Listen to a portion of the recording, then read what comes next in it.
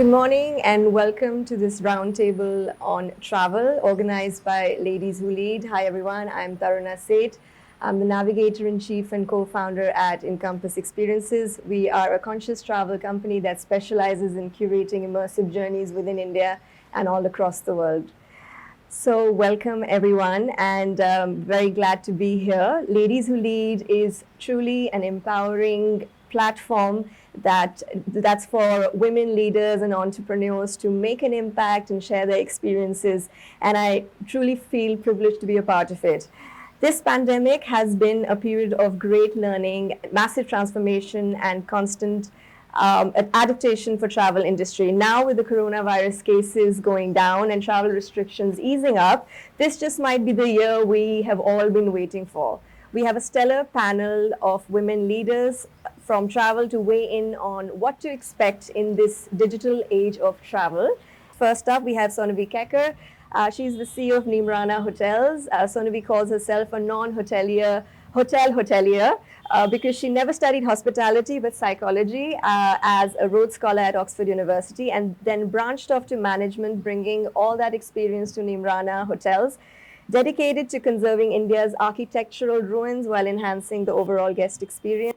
We have next up Shoba, Mohan, founder partner Rare India. Shoba is a strong advocate for conscious luxury travel and has made it a mission to help small privately boutique hotels to reach their full potential. Priyanka Nijhawan, Director Representations, Nijhawan Group. Priyanka is an alumna of King's College London and has over 12 years of experience in the business of tourism and successfully represents tourism boards, top-tier luxury hospitality brands, and tourist attractions from across the world. Next up, we have Meeta, Kalra, Executive Director, Business Development, La Passage India Journeys. With over 25 years of experience that spans across 3 continents and different fields, Meeta found her niche in travel. And last but not the least, we have Seema Roy, Area Manager Director for South Asia, Middle East and Africa Preferred Hotels and Resorts. Seema has played a key role in successfully amplifying brand awareness of preferred hotels and resorts. She's responsible for developing and executing the company's marketing, loyalty program, regional alliance and partnership efforts. Welcome.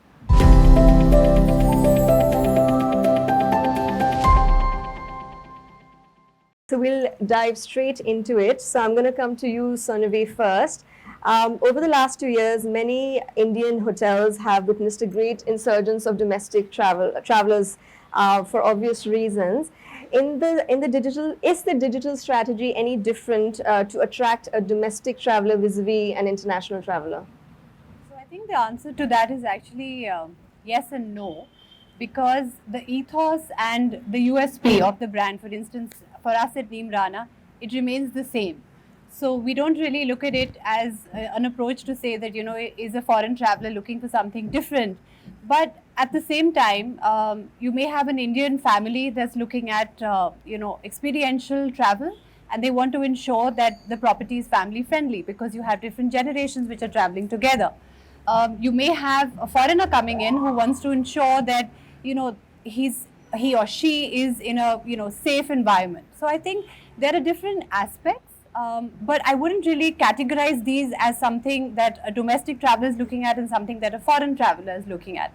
I think every traveler's needs are actually tailor-made according to their own requirements. And Neemrana, of course, specializes now in ensuring that if somebody wants something tailor-made, we do it exactly the way they want it to be. Shoba, I'll come to you next. You obviously have a great insight into the travel industry and how it has evolved over the last 2 decades. At a macro level, how have the economics changed in the world of travel in the last 2 years? Are you seeing a dip in the ticket size? Domestic tourism is a big part, going forward is going to be a big part of at least where the hoteliers, you can be a specialist in inbound or domestic, but a hotelier can't make that choice anymore. Right. And that is often the case with small boutique hoteliers. It's easier for them to deal with the inbound, especially if the owner run. The inbound is a very, I won't say it's a non-demanding market, but it's, for them, even a bullock cart ride is like a big thing. So those kind of offerings have had to change. But that said, that I've noticed that some of our very high ticket hotels did extremely well. without any concessions being made. What they've had to do is a bit of attitude change. Like she said, the Indian market, what they want and what a foreigner wants are two very different things. Right. When a classic example is a lovely hotel, is a lovely place in front of a reservoir. An inbound traveler is happy to sit on a deck, take his book, read, and have have a beer by the side. But an Indian traveler wants something more. So it's what you do with your hotel, I think, which should make the thing. So I don't think the ticket price was anything to, and you are a good example. Your clients are a good example of that. So Priyanka, on to you next. In terms of brand expectations vis-a-vis travel, earlier it was all about larger than life road shows, and I believe you just concluded a few road shows. Has that changed post-COVID, or is it still all guns blaring out? While the whole pandemic was on, and of course all of us moved on to the virtual world, and I was in fact looking at some of the things from 2020, and I remember the first webinar we did was very experimental. So it was a web meeting. We still hadn't discovered that there was a difference between a web meeting and a webinar. And I remember we had a limit of 300 on that, and the moment we hit 300, we were getting frantic messages because people were trying to log in. In 2020, the first wave was, it wasn't bad. People were really free. They were just stuck at home. They were willing to learn. So I remember very last minute, we actually had to upgrade the software. The 300 became 600 and it became 900, and we did a couple of webinars. So that was not one-off. We, of course, moved on from web meetings to webinars, and we did so many webinars where we would have, 900 to 1,000 people actually logging in. But towards the end of it, which is towards, the end of 2021, we realized that when we wanted to, conduct a webinar, it was completely reducing. Even to get 100, 150 people while things were still shut. But I think people had hit the webinar fatigue. So come March 2022, when we were planning our roadshows, we had we were looking at two scenarios. We were arguing with hotels saying, what if the COVID wave hits? Are we going to get 100% refund? It came down to, that we could kind of reuse it within 6 months. And our best case scenario was, where everybody would have to be masked up, we'll have to see vaccination certificates. The third scenario, which really ended up happening, was it was all out in the open. Nobody was really even masked up. People were, the moment everybody saw each other, they were jumping on each other, saying hellos because they hadn't met in for 2 years.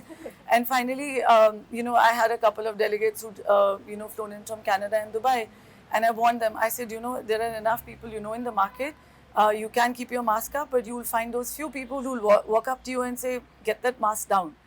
And it really did happen, because these people are familiar with the market. So that's the kind of big change. So Meeta, as a DMC, now over the course of the pandemic, of course, with no inbound traffic, Airbnb and homestays, I mean, they've been quite a flavor.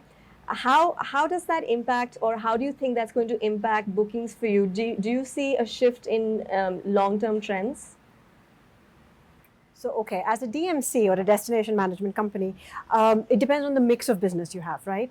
So for someone like Le Passage to India or someone like a DMC, we typically deal with inbound travel. So of course, when the commercial airspace closed, it all dried up.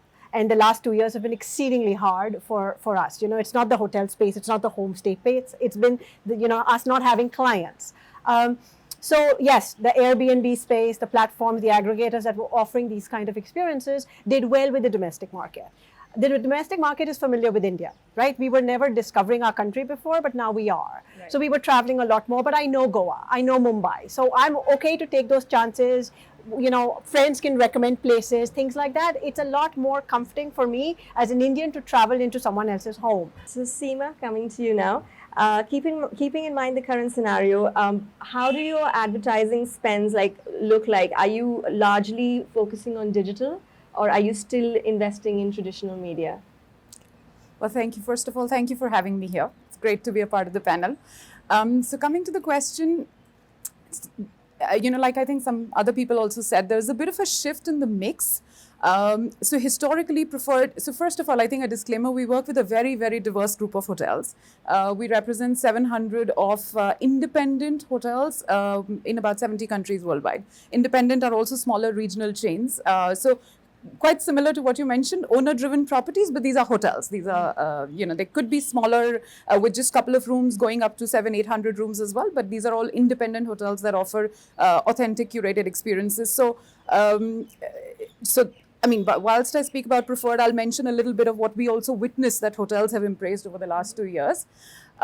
Historically, we've worked with both. We had a mix of print as well as digital.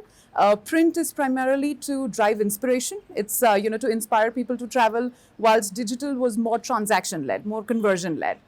In the last 2 years, a lot of print media was halted purely because of safety protocols, etc.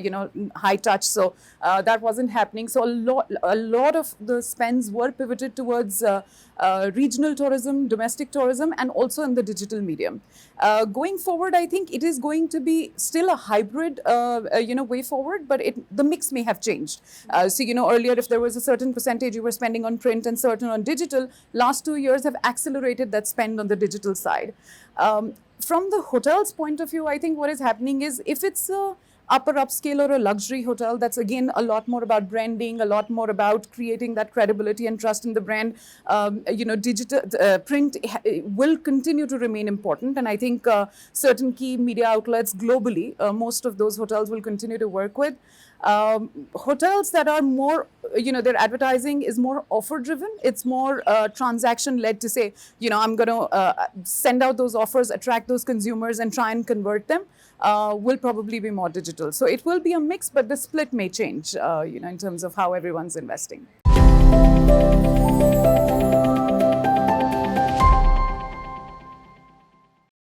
We spoke a little bit about it earlier as well, but what are you doing digitally to enjoy the boom that we're seeing in the domestic travel sector? How are you leveraging it more?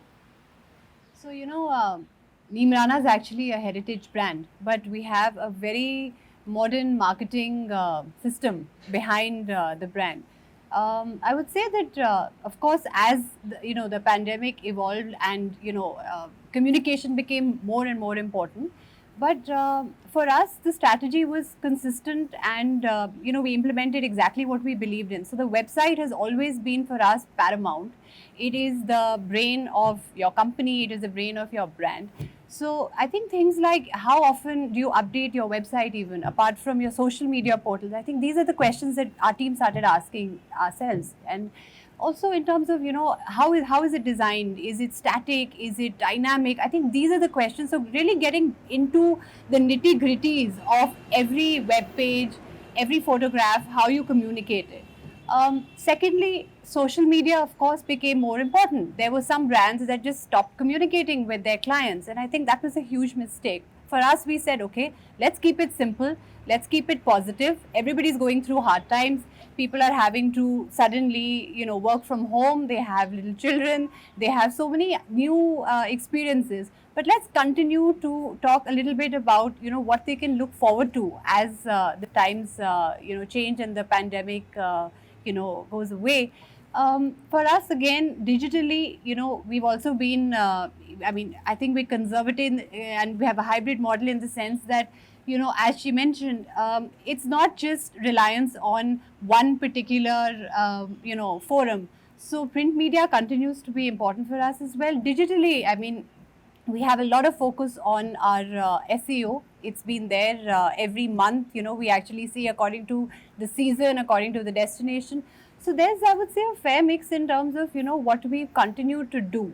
But the pandemic, I think really the one biggest learning for us was to continue to actually communicate with our clients and to see things from their perspective. So do you think, Shoba, now the world that we're in, there's this full-scale war going on, the fuel prices are rising.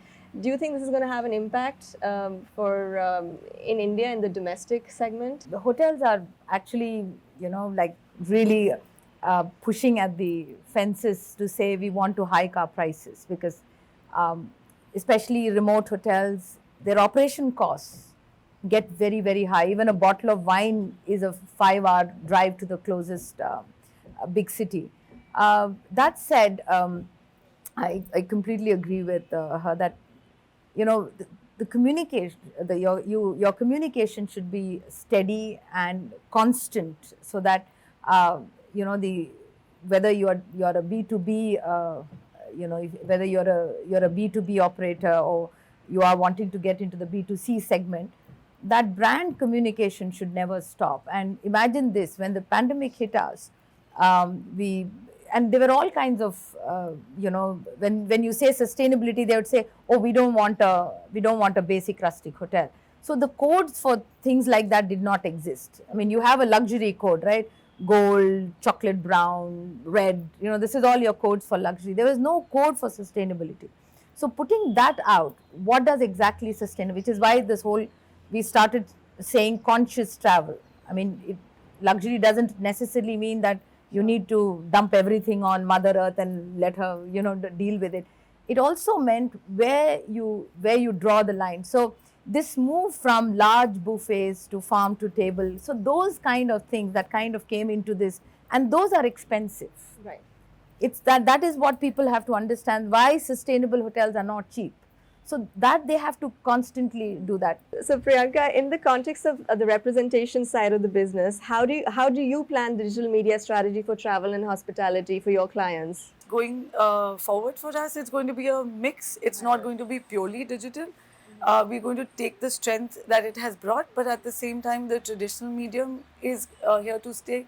So it's going to be fairly a 360 medium for us when we're looking at advertising for our various representations. So Meeta, we spoke a little bit about experiences that you offer to your clients through the DMC.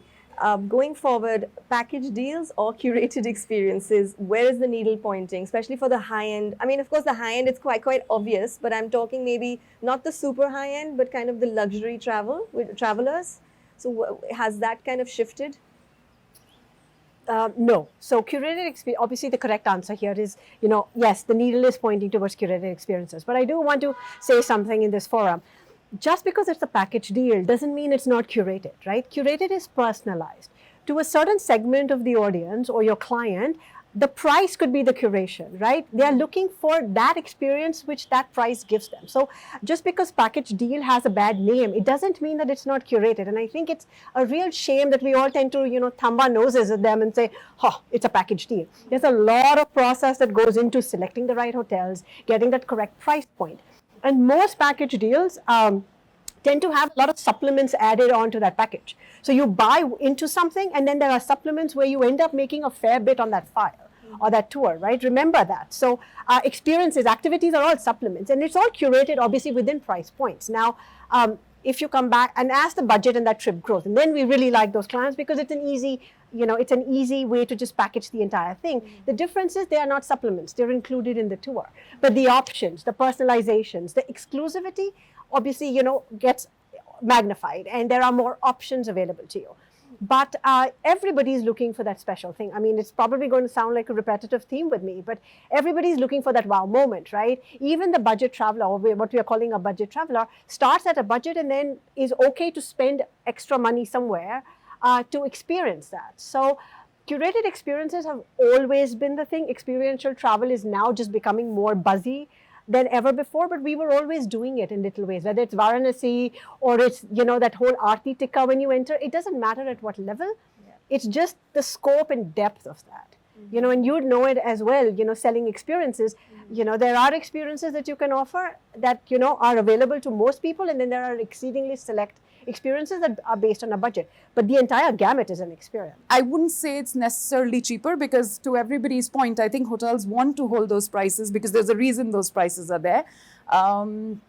I think it also gives you a chance to enjoy benefits like off loyalty program, if you book directly with the hotel and not through a third party channel. So I think yes, there are benefits, but again, like I said earlier as well, depending on what is the nature of your travel, what are you booking, if it's again, if it's just a room inventory that you're booking, maybe easier for you to book on whatever app you have on your phone, because it's like an airline seat, right? There's not much of a difference. But if you're looking to book more than that, then perhaps the website would be the way to go.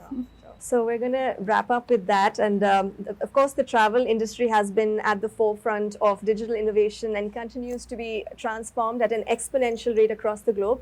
In the post-COVID world, evolving digital technology is impacting how people travel, demanding tourism businesses to transform the way they operate to provide a more enhanced consumer experience. A big thank you to all our panelists, and thank you, audience. Thank you, ladies who lead. This was an amazing chatting with all of you, and I know it's going to be an exciting year for travel for all of us, and hopefully this year is going to be the big one.